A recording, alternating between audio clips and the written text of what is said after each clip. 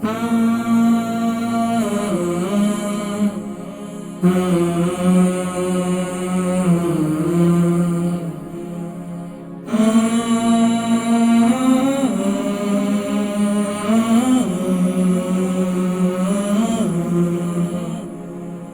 الله الرحمن الرحيم اللهم صل على سيدنا محمد وعلى آل سيدنا محمد وبارك وسلم وصل عليه.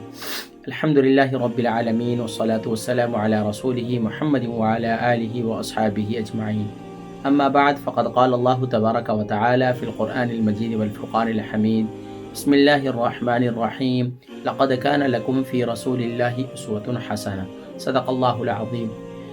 محترم و محتشم ناظرین و سامعین، السلام علیکم ورحمۃ اللہ وبرکاتہ۔ ماشاءاللہ آج ماہ رمضان المبارک کا 11واں روزہ ہے۔ پہلا عشرہ گزر گیا، پتہ ہی نہیں چلا۔ اولہ سبحان اللہ، آقا علیہ الصلوۃ والسلام نے ارشاد فرمایا اولہ رحمت و اوسطہ مغفرۃ۔ پہلا عشرہ رحمت کا ہے، دوسرا عشرہ مغفرت کا ہے۔ تو ناظرین کرام، مغفرت کا عشرہ شروع ہو چکا ہے، اللہ تبارک و تعالیٰ کی طرف سے معافی کا عشرہ شروع ہو چکا ہے۔ اس 11ویں روزے میں ناظرین کرام، ہم نے خاص طور پر اپنے اعمال کی اور ہم نے جتنی عبادات کی ہیں ان کی حفاظت اس انداز سے کریں گے کہ اپنے رویوں میں بہتری لانے کی کوشش کر رہے ہوں گے۔ اور یقین ناظرین کرام، الحمدللہ ثم الحمدللہ، ماہ رمضان المبارک کے پہلے روزے سے یہ کوششیں جاری ہیں۔ مجھے امید ہے کہ انشاءاللہ العزیز آپ کی زندگی میں، آپ کے رویوں میں، آپ کے اخلاق میں، آپ کے کردار میں کافی بہتری آ رہی ہوگی۔ اللہ تبارک و تعالی توفیق عمل نصیب فرمائے۔ ناظرین کرام، حضور اکرم صلی اللہ علیہ وآلہ وسلم کی ایک پیاری حدیث مبارکہ جس کا تعلق ہمارا حسن معاشرت سے ہے۔ آج ہمارے معاشرے کے اندر ناظرین کرام ایک ایسی برائی ہے جس کی وجہ سے معاشرے کے اندر نفرتیں بھی پھیل رہی ہیں، معاشرے کے اندر لڑائی جھگڑے بھی ہو رہے ہیں کثرت سے، اور اسی وجہ سے معاشرے کے اندر آپس میں دوریاں بھی بڑھ رہی ہیں۔ اگر ہم انشاءاللہ اس حدیث مبارکہ پر عمل کریں گے تو ہمارے اعمال کی بھی حفاظت ہوگی اور ہمارے معاملات زندگی بھی آسان ہوں گے، پیار و محبت بھی بڑھے گا، اتحاد و اتفاق بھی بڑھے گا۔ ناظرین کرام، حضور اکرم صلی اللہ علیہ وسلم کی حدیث مبارکہ سیدنا عبادہ بن صامت رضی اللہ تعالیٰ عنہ سے حدیث مبارکہ مروی ہے۔ عن عبادہ بن صامت رضی اللہ تعالیٰ عنہ قال قال رسول اللہ صلی اللہ علیہ وسلم اضمنوا لی ستا من انفسکم اضمن لکم الجنہ۔ فرمایا کہ پیارے کریم آقا علیہ الصلوۃ والسلام نے ارشاد فرمایا کہ تم مجھے 6 چیزوں کی ضمانت دو، میں تمہیں جنت کی ضمانت دیتا ہوں۔ فرمایا کہ پہلی بات کیا ہے؟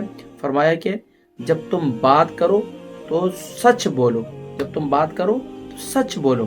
اور پھر فرمایا کہ اور پھر آقا علیہ الصلوۃ والسلام نے ارشاد فرمایا وَأَوْفُوا إِذَا وَعَدتُّمْ، اور اپنے وعدے کی پاسداری کرو جب تم کسی سے وعدہ کرو۔ اور پھر آقا علیہ الصلوۃ والسلام نے ارشاد فرمایا وَأَدُّوا إِذِ اؤْتُمِنْتُمْ، اور اپنی امانت، جب تمہارے پاس کوئی امانت رکھوائے تو اس کی امانت میں خیانت نہ کرو بلکہ اس کی امانت کو ادا کرو۔ اور پھر آقا علیہ الصلوۃ والسلام نے ارشاد فرمایا وَاحْفَظُوا فُرُوجَكُمْ، اور اپنی شرمگاہوں کی حفاظت کرو، یعنی کہ اپنے آپ کو گناہوں سے بچاؤ۔ اور پھر آقا علیہ الصلوۃ والسلام نے ارشاد فرمایا وَغُضُّوا أَبْصَارَكُمْ، اور اپنی نگاہوں کو پست رکھو، وَكُفُّوا أَيْدِيَكُمْ، اور اپنے ہاتھوں کو ظلم سے روکو۔ ناظرین کرام، حضور اکرم صلی اللہ علیہ وسلم نے کتنی باتیں ارشاد فرمائی؟ 6 باتیں ارشاد فرمائی۔ پھر میں ذکر کرتا ہوں۔ پیارے کریم آقا علیہ الصلوۃ والسلام نے ارشاد فرمایا صدق بیانی، یعنی کہ سچ بولنا، ایفاء عہد، یعنی کہ وعدے کی پاسداری، ادائیگی امانت، اور کف ید کا تعلق، غض بصر یعنی اپنی نظروں کو نیچے جھکانا اور اپنی شرمگاہوں کی حفاظت کرنا۔ اور اسی طریقے سے پھر پیارے کریم آقا علیہ الصلوۃ والسلام نے ارشاد فرمایا کہ اپنے ہاتھوں کو ظلم سے روکو۔ ناظرین کرام، آج میرے معاشرے کے اندر اگر لوگ یعنی کہ سبحان اللہ، پہلی بات یعنی کہ بات کریں تو سچ بولیں، روزہ رکھ کر لوگ جھوٹ بول رہے ہوتے ہیں۔ ناظرین کرام، پھر وعدہ کر کے وعدہ خلافی کر رہے ہوتے ہیں، پھر اسی طریقے سے امانت کے اندر خیانت کر رہے ہوتے ہیں، اور اسی طرح روزہ رکھ کر گناہوں کی طرف بڑھ رہے ہوتے ہیں۔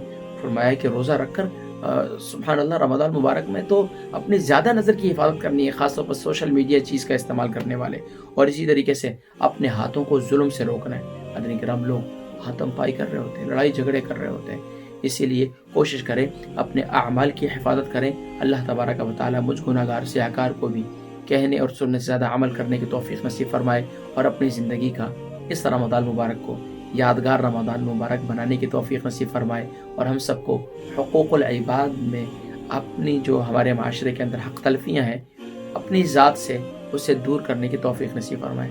دوسرے پر انگلی نہیں اٹھانی، بلکہ اپنی ذات پر پہلے غور کرنا ہے۔ جب دوسرے پر انگلی اٹھاتے ہیں تو 3 انگلیوں کا اشارہ پہلے اپنی طرف ہوتا ہے، تو ہم نے اپنی ذات سے اس کا آغاز کرنا ہے۔ سب سے پہلے میں نے کوشش کرنی ہے، پھر آپ نے کرنی ہے۔ اللہ تبارک و تعالی ہم سب کو معاشرے کے اندر جہاں ہم حقوق اللہ کے اندر ادائیگی کی بھرپور کوشش کر رہے ہیں، صبح سے لے کر شام تک روزہ رکھ رہے ہیں، تراویح پڑھ رہے ہیں، عبادات کر رہے ہیں، اللہ تبارک و تعالی اسی طرح ہمیں حقوق العباد کو بھی صحیح طور پر بجا لانے کی توفیق نصیب فرمائے، اور اپنے روزوں کی حفاظت کرنے کی، اپنے عبادات کی حفاظت کرنے کی توفیق نصیب فرمائے۔